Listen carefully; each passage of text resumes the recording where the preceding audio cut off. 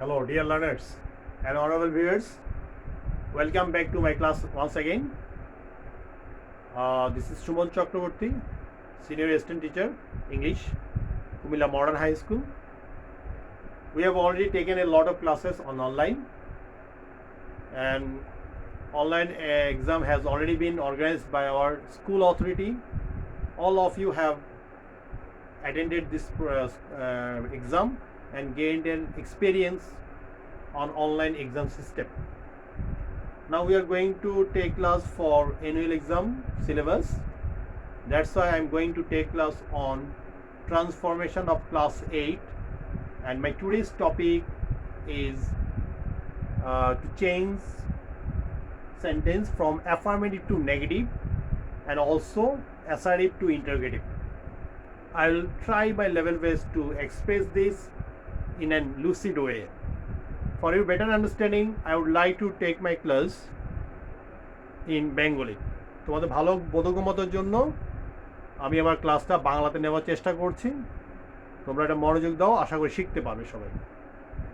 তো এখন আমি পড়াবো ক্লাস 8 এর জন্য ট্রান্সফরমেশনের যেটা আমাদের আছে সিলেবাস, অ্যাফার্মেটিভ টু নেগেটিভ। তাহলে ট্রান্সফরমেশনের আমাদের বৈশিষ্ট্য হচ্ছে স্ট্রাকচার পরিবর্তন হবে কিন্তু অর্থের কোনো পরিবর্তন হতে পারবে না। তো আমরা যখন জানি অ্যাসারিভ সেন্টেন্সকে আমরা দুইটা ভাগে ভাগ করি, একটা হচ্ছে অ্যাফার্মেটিভ হাবোধক বাক্য, আর একটা হচ্ছে নেগেটিভ নাবোধক বাক্য। এখন আমি হাবোধক থেকে নাবোধক শিখাবো তোমাদেরকে। তোমরা রুলসগুলো একটু মনোযোগ দেখলে আশা করি শিখতে পারবে। তো প্রথম যে রুলসটা আমি পড়াবো, রুল 1, সেটা হচ্ছে অ্যাফার্মেটিভ সেন্টেন্সে যদি অনলি বা অ্যালোন কথাটা থাকে, সেই ক্ষেত্রে কিভাবে আমরা সেটাকে নেগেটিভে কনভার্ট করব। তাহলে অনলি বা অ্যালোন কথাটা দ্বারা যদি ব্যক্তিকে নির্দেশ করে তাহলে তার জন্য হবে নান ভার্ব। বস্তুবাচককে যদি নির্দেশ করে তাহলে তার জন্য হবে নাথিং ভার্ব। আর অনলি দ্বারা যদি সংখ্যাবাচক নির্দেশ করে তাহলে তার জন্য হবে নট মোর দেন অথবা নট লেস দেন। আমি লিখে দিচ্ছি, দেখো। তাহলে অনলি বা অ্যালোন কথাটা থাকলে,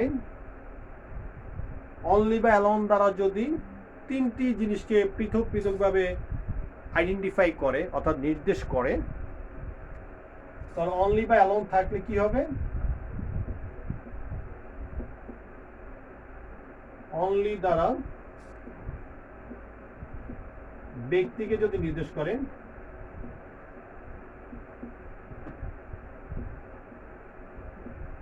ব্যক্তিকে নির্দেশ করলে হবে নান ভার্ব, এবং অবশ্যই নান ভার্বটা সাবজেক্টের আগে বসবে। তাহলে অনলি বা অ্যালোন দ্বারা ব্যক্তি বা পার্সনকে যদি নির্দেশ করে তাহলে অনলি বা অ্যালোনের পরিবর্তে হবে নান ভার্ব। অনলি বা আমরা যদি বলি অ্যালোন,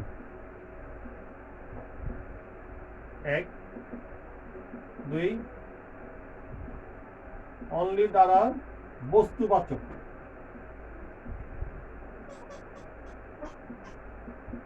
নির্দেশ করলে হবে নাথিং ভার্ব।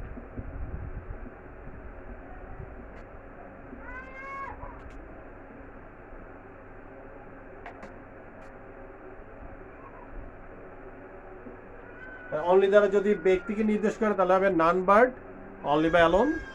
আর অনলি দ্বারা যদি বস্তুবাচককে নির্দেশ করে তাহলে হবে নাথিং ভার্ব।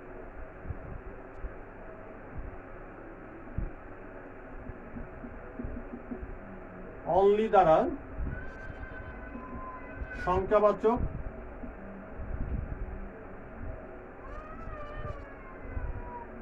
নির্দেশ করলে হবে not more than oblique not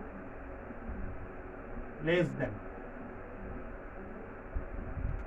তাহলে অনলি দ্বারা যদি আমরা এখানে লিখলাম, তিনটা ভাগ করে দিলাম আমি এখানে, তাহলে যেটার জন্য যেটা প্রযোজ্য। অনলি দ্বারা যদি সংখ্যাবাচককে নির্দেশ করে তাহলে হবে নট মোর দেন বা নট লেস দেন, অথবা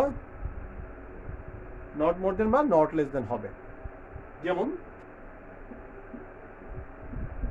আমি লিখেছি ইজি, অর্থাৎ ফর এক্সাম্পল, উদাহরণস্বরূপ।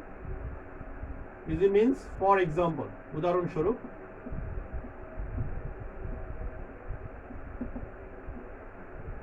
only he can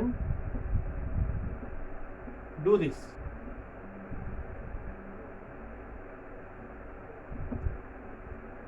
only he can do this, সেই শুধুমাত্র এটা করতে পারে। only, তাহলে এখানে ব্যক্তি হি, তাহলে এটাকে যদি আমরা নেগেটিভ করি তাহলে দিব নান বাট।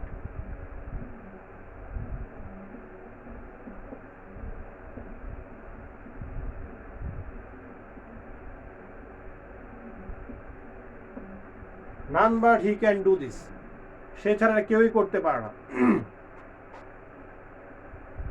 আবার আমরা যদি বলি অ্যালোন দিয়ে করি, she alone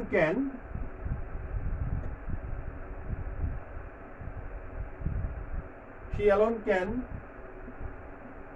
solve this বা solve it,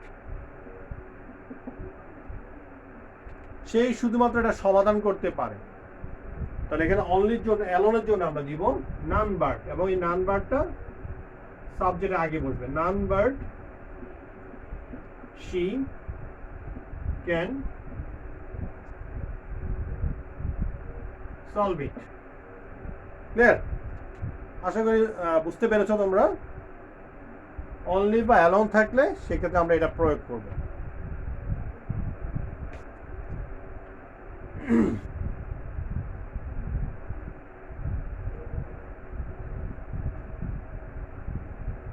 এখন অনলি দ্বারা যদি বস্তুপাত্রকে নির্দেশ করে তাহলে সেক্ষেত্রে আমরা কি করব? he likes only sweets.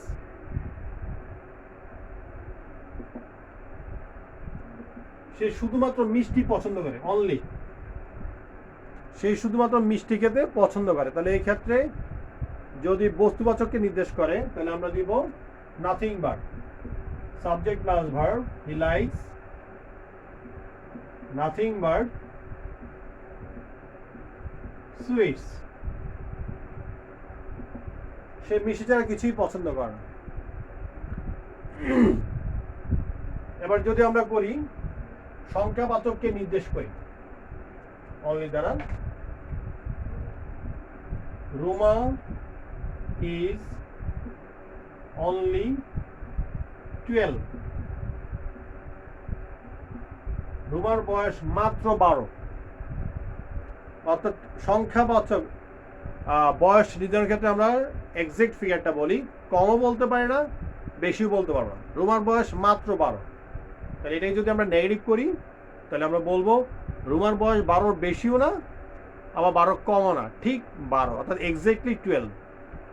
তাহলে এক্ষেত্রে সংখ্যা যেহেতু বুঝেছি 12, তাহলে আমরা লিখবো Ruma is not more than 12 or Ruma is not less than 12.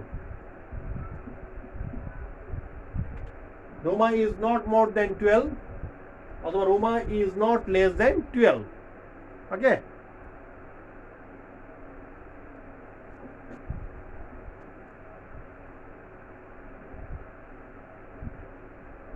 আমরা যদি পরের সূত্র যাই, অ্যাফার্মেটিভ সেন্টেন্স যদি মাস্ট কথাটা থাকে তাহলে নেগেটিভ করার সময় আমরা কি করব? তো মাস্টের সাথে আমি তোমাকে আরেকটা লিঙ্ক দিয়ে দিচ্ছি। যদি অ্যাফার্মেটিভ সেন্টেন্সে মাস্ট অথবা হ্যাভ টু বা হ্যাজ টু কথাটা থাকে বা হ্যাড টু কথাটা থাকে তাহলে নেগেটিভ করার সময় আমরা কি করব? তাহলে আমরা লিখব অ্যাফার্মেটিভ সেন্টেন্সে মাস্ট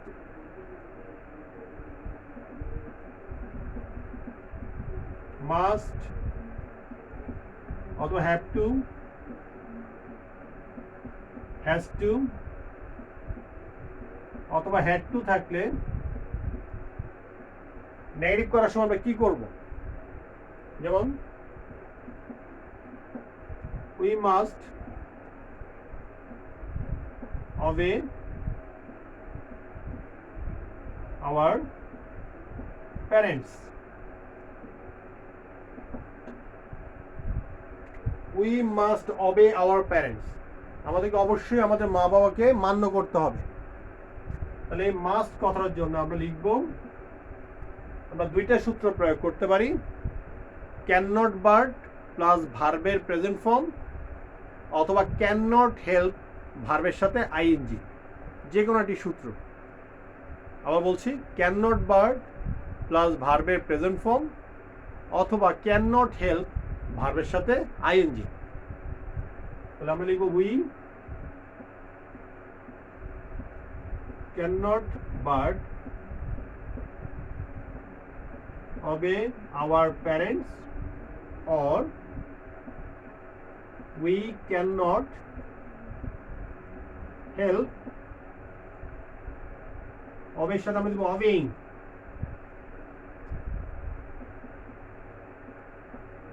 our parents। অর্থাৎ হেল্প কথা দিলে এখানে obey সাথে দিতে হবে, ভার্বের সাথে দিতে হবে ING. we cannot help obeying our parents।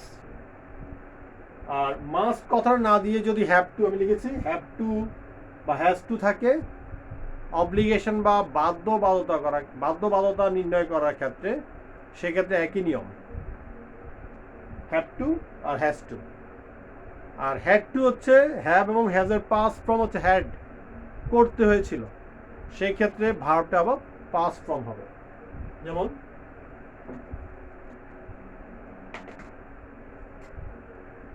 he has to do it, তাকে এটা করতে হয়, has to, he cannot but do it।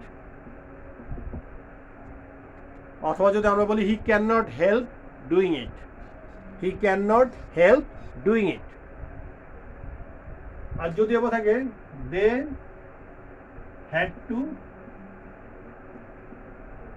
finish it, তাদেরকে এটা শেষ করতে হয়েছিল, এখানে আছে had two.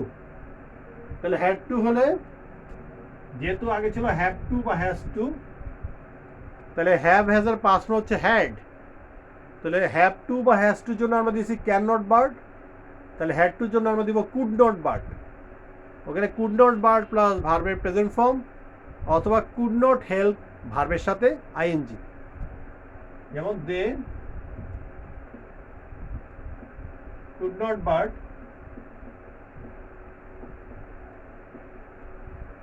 finish it, or they could not help finishing it।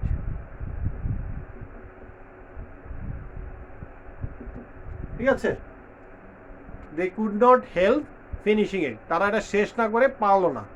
তাহলে আমরা এই নিয়মটা শিখলাম। আরেকটা নিয়ম এটার সাথে অ্যাড করা যায়, নিডেড। নিড ভার্বের পাস্ট ফর্ম নিডেড থাকলেও আমরা এই পাস্ট ফর্মে করব। ঠিক আছে, অ্যাফার্মেটিভ সেন্টেন্সে যদি বোথ এবং এন্ড কথা থাকে, বোথ এবং এন্ড, অথবা শুধু যদি মাঝখানে এন্ড কথাটা থাকে, তাহলে এটাকে নেগেটিভ করার সময় আমরা কি করব? মানে সূত্রটা কি? বোথ ডট ডট এন্ড, অথবা শুধু যদি এন্ড থাকে, তাহলে এটাকে আমরা কিভাবে নেগেটিভ করব? এই ক্ষেত্রে আমরা বোথের জন্য দিব নট অনলি, এন্ডের জন্য দিব বাট অলসো। বোথের জন্য দিব নট অনলি, এন্ডের জন্য দিব বাট অলসো। আবার শুধু যদি এন্ড থাকে তাহলে একই নিয়ম, নট অনলি বাট অলসো। যেমন both Rina and Meena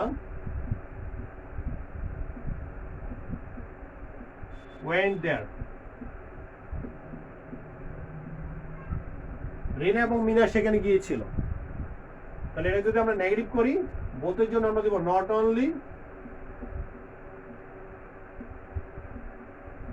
Rina, and এর জন্য দেব but also Mina went there. তাহলে আমরা দিলাম not only Rina but also Mina went there. আবার আমরা যদি বলি he took coffee and ice cream. Say coffee এবং আইসক্রিম দুটোই খেয়েছিল। টুক, এখানে এন্ড আছে। এখন এটাকে যদি আমরা নেগেটিভ করতে চাই তাহলে আমরা লিখব নট অনলি বাট অলসো সূত্রটি। কিভাবে? He took not only coffee but also ice cream. ঠিক আছে? He took not only coffee but also ice cream.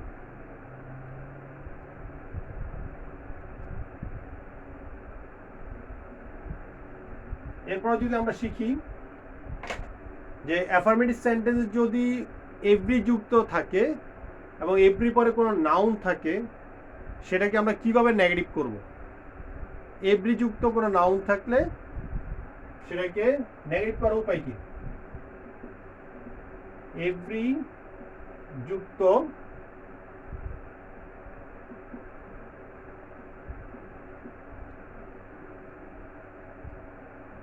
Noun থাকলে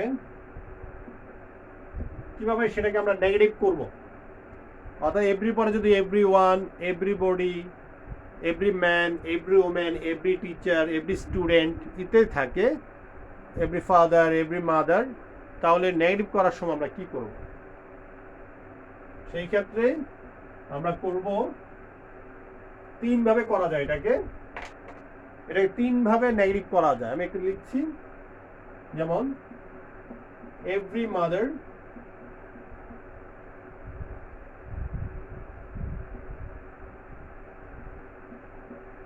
loves a child.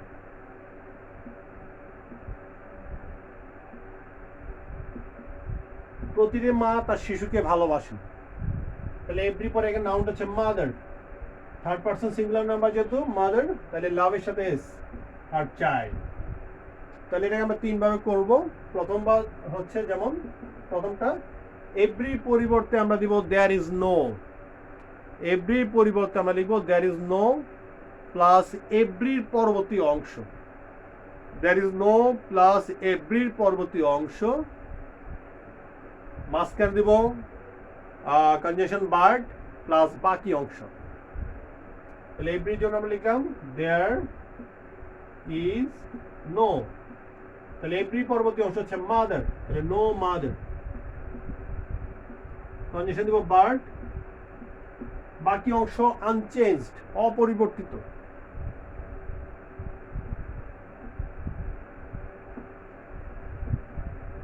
এই গেল এক নিয়ম। অর্থাৎ এভরি পরিবর্তে আমরা দিলাম there is no plus every পরবর্তী অংশ প্লাস বার্ড প্লাস বাকি অংশ। এটা তুলনামূলক সহজ নিয়ম। এটা বিকল্পটা আছে অর। আবার এভরি পরিবর্তে there is no plus every পরবর্তী অংশ। এখন আমরা এই মাদারের পরিবর্তে একটা রিলেটিভ প্রোনাউন বসাবো। রিলেটিভ প্রোনাউন হচ্ছে হু, হুইজ, এগুলো। তাহলে ব্যক্তিকে যদি নির্দেশ করে তার জন্য বসে হু, বস্তুবাচক বা অপ্রাণীবাচক বা ইতপ্রাণীবাচক যদি নির্দেশ করে তার জন্য হয় হুইচ বা দ্যাট। যেহেতু মাদার তাহলে আমরা দিব হু, আর যেহেতু প্রেজেন্ট ইনডেফিনিট টেন্স তাহলে আমরা দিব does not. There is no mother who does not love her child. এমন কোনো মা নেই যিনি তার সন্তানকে ভালোবাসেন না। অর্থাৎ প্রত্যেক মাই তার সন্তানকে ভালোবাসেন। অথবা যদি আমরা শিখি তৃতীয় নিয়মটা এভরি পরিবর্তে সরাসরি নো, যেহেতু negative every mother no mother, তাহলে এখানে যে ভার্বটা থাকবে লাভ, তার বিপরীত শব্দটা আমাকে প্রয়োগ করতে হবে। তাহলে এক্ষেত্রে আমার বিপরীত শব্দের নলেজ থাকতে হবে। লাভের বিপরীত শব্দ হচ্ছে হেট, তাহলে আমরা লিখবো no mother hates her child, কোনো মায়ের তার সন্তানকে ঘৃণা করেন না। কমপ্লিট। তাহলে আশা করি বুঝতে পেরেছো এগুলো, এটা খুবই ইম্পর্টেন্ট একটা রুলস। আবার এটা 3টা নিয়ম আমি তোমাকে শিখালাম। এবার 5 নম্বর নিয়মটা হচ্ছে as soon as যুক্ত অ্যাফার্মেটিভ সেন্টেন্সকে কিভাবে আমরা নেগেটিভ করব। as soon as যুক্ত অ্যাফার্মেটিভ সেন্টেন্সকে আমরা যদি নেগেটিভ করতে চাই, তাহলে সূত্রটা হচ্ছে no sooner plus had plus subject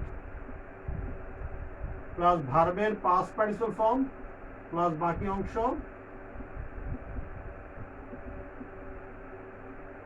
plus আমরা এখানে মাঝখানে দেবো conjunction then plus past indefinite tense.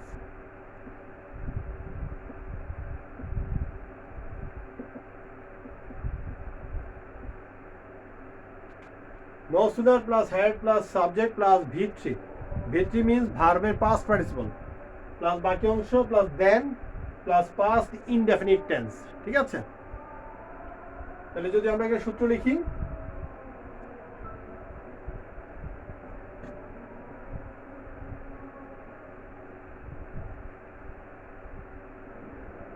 এটা যদি আমরা একটু উপরে নিয়ে যাই, যেমন as soon as the teacher entered the classroom,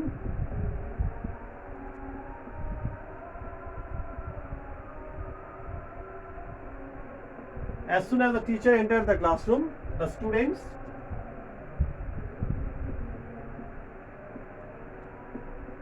stood up, উঠে দাঁড়ালো। as soon as the teacher entered the classroom, the students stood up। এটাকে যদি আমরা নেগেটিভ করি, তাহলে as soon as এর পরিবর্তে আমরা এই সূত্রটা প্রয়োগ করব। কোনটা? no sooner। no sooner had the teacher entered the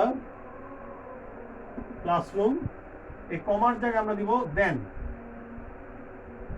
then the students stood up, অর্থাৎ ওই অংশে কোনো পরিবর্তন হবে না, কারণ as soon as এর দুইটাই কিন্তু পাস্ট ইনডেফিনিট টেন্স থাকে। তাহলে পরবর্তী ক্লজে কিন্তু পাস্ট ইনডেফিনিট আছে। the students stood up, the students হচ্ছে সাবজেক্ট, স্ট্যান্ডের পাস্ট হচ্ছে stood, সাথে প্রিপোজিশন আপ, তাহলে দেন এর পরে ওই অংশটা অপরিবর্তিত থাকবে। ওকে,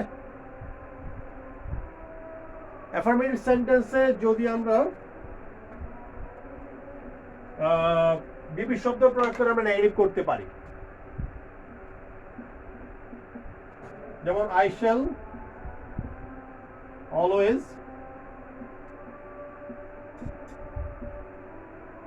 always remember you।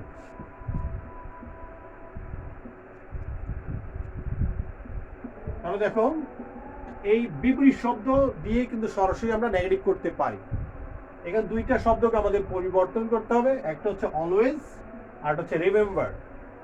তাহলে আমরা যদি বলি কি I shall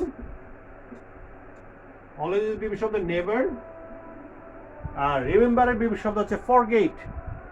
I shall never forget you।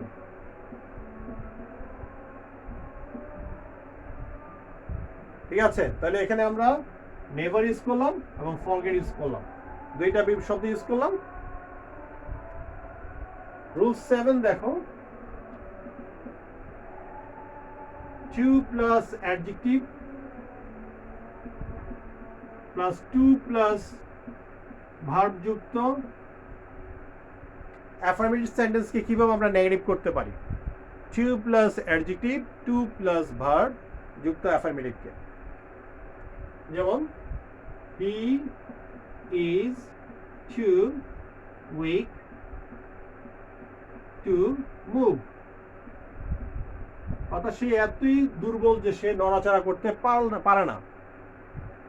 তাহলে এখানে সাবজেক্ট হচ্ছে হি, এর ভার্ব হচ্ছে ইজ। তাহলে এই টু এর জায়গায় আমরা নেগেটিভ করার সময় দিব সো। এখানে আছে অ্যাডজেক্টিভ, অ্যাডজেক্টিভ জায়গায় অ্যাডজেক্টিভ বসবে, আর এই টু এর জায়গায় আমরা দিব কনজাংশন দ্যাট। তাহলে সাবজেক্ট প্লাস ভার্ব, এটা সো উইক, টু এর জন্য দিব দ্যাট। এখানে একটা জিনিস মনে রাখতে হবে, প্রথম সাবজেক্টটা যদি নাউন হয় তাহলে দ্যাটের পরে আমরা ইউজ করব প্রোনাউন, কারণ নাউনের পরিবর্তে প্রোনাউন বসে। আর যদি প্রথম সাবজেক্টটা প্রোনাউন হয় তাহলে প্রোনাউনের কোনো পরিবর্তন হয় না, প্রোনাউন প্রোনাউনের জায়গায় থাকবে। এই জিনিসটা খেয়াল রাখতে হবে। তাহলে হি। এখন আসতে হবে মূল জিনিসটা, ভার্ব আছে ইজ। যদি ভার্বটা প্রেজেন্ট ফর্ম থাকে তাহলে হবে ওই সাবজেক্টের পরে ক্যান নট, আর যদি ভার্বটা পাস্ট ফর্ম হয় তাহলে তা হবে কুড নট। ক্যান নট বা কুড নটের পরে অলওয়েজ ভার্বের প্রেজেন্ট ফর্ম, কারণ এগুলো হচ্ছে মডাল অক্সিলারি। মডাল অক্সিলারি পরে সবসময় ভার্বের প্রেজেন্ট ফর্ম বসে। He can not move. ওকে,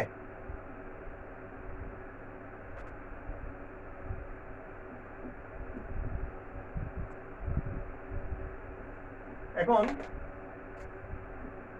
চিরন্তন অর্থবোধক বাক্যের ক্ষেত্রে চিরন্তন অর্থবোধক অ্যাফার্মেটিভ সেন্টেন্সকে আমরা নেগেটিভ ইন্টারেটিভ করে নেগেটিভ করতে পারি।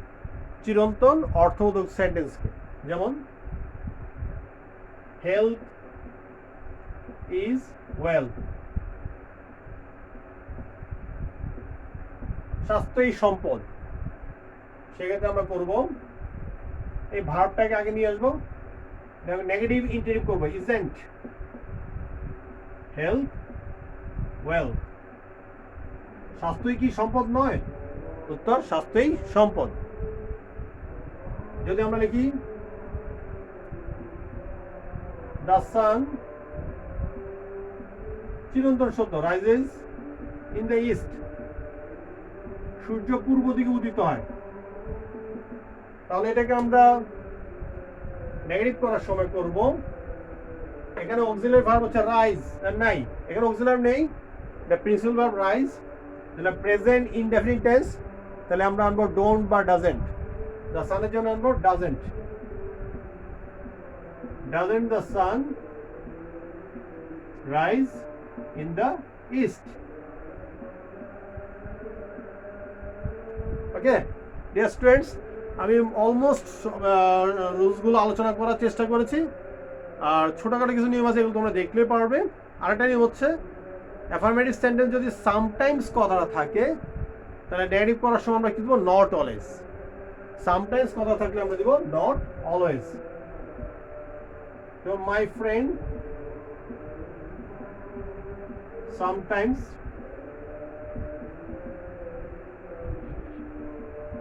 visit us, তাহলে আমরা লিখবো মাই ফ্রেন্ড, প্রেজেন্ট ইনডেফিনিট টেন্সে নেগেটিভ ডাজ নট, সামটাইমস এর জায়গায় আমরা লিখবো অলওয়েজ।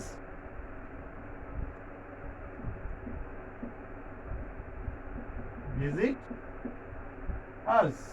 ওকে, তাহলে আমি সবচেয়ে গুরুত্বপূর্ণ রুলসগুলো এখানে আলোচনা করেছি। দুই একটা ছোটোখাটো নিয়ম আছে, এগুলো সহজ, একদম ইজি। যেমন মেনি, যদি থাকে মেনি, মেনি থাকলে নেগেটিভ করার সময় আমরা লিখবো নট এ ফিউ। শেষ। তো আমার অ্যাফার্মেটিভতে নেগেটিভ শেষ হলো। এখন আমি তোমাদেরকে লাস্টের নিয়মটা পড়াচ্ছি, অ্যাসারেটিভ থেকে ইন্টারেটিভ, মাত্র 4টা নিয়ম, এটা করলে আমরা পারবো।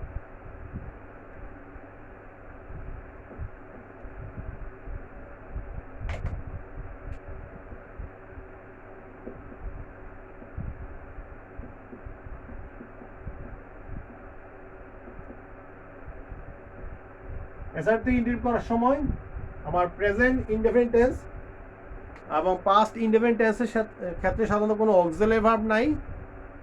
তো ইন্টারেটিভ করার সময় ভার্বটাকে আমরা প্রথমে নিয়ে আসি। প্রেজেন্ট ইনডেফিনিট ক্ষেত্রে আমরা আনবো ডোন্ট বা ডাজেন্ট, আর পাস্ট ইনডেফিনিট আনবো আমরা ডিডেন্ট। এখন ইন্টারেটিভ সেন্টেন্স করার সময় যদি বাক্যের মধ্যে নেভার থাকে তাহলে আমরা এভার আনবো, নাথিং থাকলে আমরা দিব এনিথিং। অর্থাৎ নেভার থাকলে আমরা দিব এভার, নাথিং থাকলে দিব anything. I never went there, আমি সেখানে কখনো যাইনি। তাহলে এখানে ওয়েন্ট হচ্ছে ভার্বের পাস্ট ফর্ম, আর নেভার যত না বোধক, তাহলে ট্রান্সফরমেশন ইমোশন অ্যাফার্মেটিভকে আমরা নেগেটিভ ইন্টারেটিভ করব, নেগেটিভকে আমরা শুধু ইন্টারেটিভ করব অ্যাফার্মেটিভ করে। তাহলে did I ever go there, লাস্টে একটা question mark, sign of interrogation. তাহলে নেগেটিভকে আমরা অ্যাফার্মেটিভ করে ইন্টারেটিভ করলাম, did I ever go there. I have nothing to say, আমার বলার কিছুই নেই। তাহলে এটা যদি আমরা ইন্টারেক্ট করি তাহলে আমরা করব, হ্যাভটা হচ্ছে আমার এখানে অক্সিলারি ভার্ব নিয়ে আসবো, হ্যাভ আই, তাহলে আমি বলেছি নাথিং থাকলে হবে anything, have I anything to say, have I anything to say.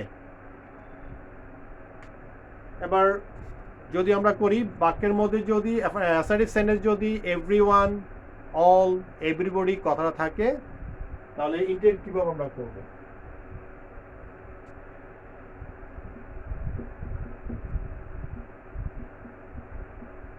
Everyone, everybody, all থাকলে সেটাকে আমরা কিভাবে ইন্টারেক্ট করব?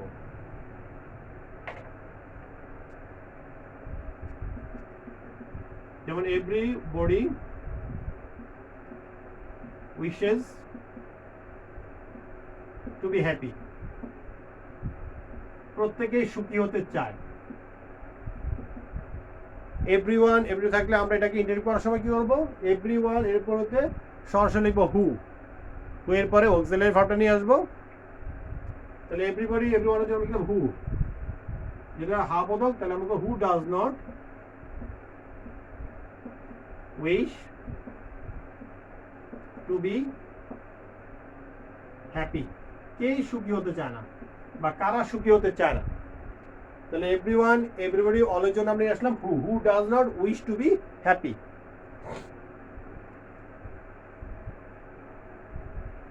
আর যদি বাক্যের মধ্যে নোবডি, নো ওয়ান, নাউন থাকে, নোবডি, নো ওয়ান, নাউন থাকে, তাহলে এটাকে ইন্টারেক্ট করার সময় সরাসরি হু নিয়ে আসবো। আর এই বাক্যটাকে আবার আমরা এভাবে করতে পারি, বলছি এভরিওয়ান, এভরিবডিকে আমরা আরেকটা ভাবে করতে পারি, সরাসরি হু না দিয়ে is there anybody, is there anybody who does not wish to be happy, is there anybody who does not wish to be happy. আর বাক্যের মধ্যে যদি নোবডি, নো ওয়ান, নাউন থাকে তাহলে ইন্টারেক্ট করার সময় আমরা দিব সরাসরি হু। যেমন নোবডি ট্রাস্ট এ লায়ার, মিথ্যাবাদী কেউ বিশ্বাস করে না, তাহলে সরাসরি হু টু ট্রাস্ট এ লায়ার। তাহলে সরাসরি আমরা হু নিয়ে আসলাম। স্টুডেন্টস, আশা করি বুঝতে পারছো, এগুলো রুলসগুলো যদি ভালোভাবে ফলো করো এটা অনেক সহজ হয়ে যাবে। যদি অ্যাসার্টিভ সেন্টেন্সে দেয়ার দিয়ে কোনো সেন্টেন্স শুরু হয়, যেমন there is no use of this law, there is no use of this law, এই আইনের এখন আর কোনো ব্যবহার নেই, তাহলে এটাকে যদি আমরা ইন্টারেক্ট করতে চাই, দেয়ার দিয়ে যদি কোনো সেন্টেন্স শুরু হয় আমরা এটাকে দুইভাবে করতে পারি। যদি ব্যক্তিকে নির্দেশ করে তাহলে হু, আর যদি বস্তুবাচককে নির্দেশ করে তাহলে হোয়াট। যদি এটা আইনকে নির্দেশ করছে তাহলে আমরা দুইভাবে করতে পারি, হোয়াট দিয়ে, হোয়াট ইজ দ্য ইউজ, তখন দুই হয়ে যাবে, what is the use of this law, অথবা তুমি যদি এখানে ভার্বটা আগে আনো ইজ দেয়ার, তো নো এর জায়গা হবে any, use of this law, is there any use of this law, is there any use of this law. আর যদি ব্যক্তি বলি there is no one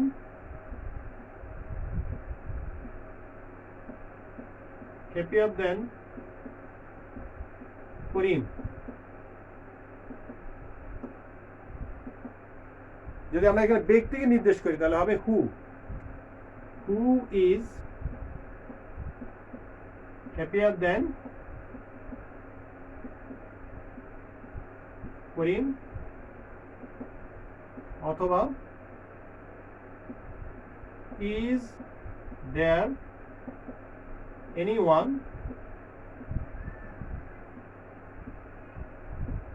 happier than Karim? তাহলে আমরা দুইটা শিখলাম, ব্যক্তি নির্দেশ করলে হু আর বস্তুবাচককে নির্দেশ করলে হোয়াট। তাহলে ডিয়ার স্টুডেন্টস, ইন্টারভিউর মূল নিয়মগুলো আমি আলোচনা করার চেষ্টা করেছি, আরও দু একটা ছোটোখাটো নিয়ম আছে, তো সময় সীমাবদ্ধতার জন্য ওগুলো করা গেল না, এগুলো তোমরা নিজেরাই দেখতে পারবে, খুব সহজ নিয়ম। আশা করি আমি এতক্ষণ যতগুলো নিয়ম আলোচনা করেছি তোমরা মনোযোগ দিয়ে দেখেছো, এবং এটা যদি তোমরা বারবার প্র্যাকটিস করো আশা করি তোমাদের এটা কোনো সমস্যাই থাকবে না। তো তোমরা সবাই এগুলো মনোযোগ দিয়ে পড়বে, এই লকডাউন সময় সবাই এটা কাজে লাগাবে, সবাই সুস্থ থাকবে, ভালো থাকবে, স্বাস্থ্যবিধি মেনে চলবে। সবাইকে ধন্যবাদ, দেখা হবে আবার, থ্যাংক ইউ।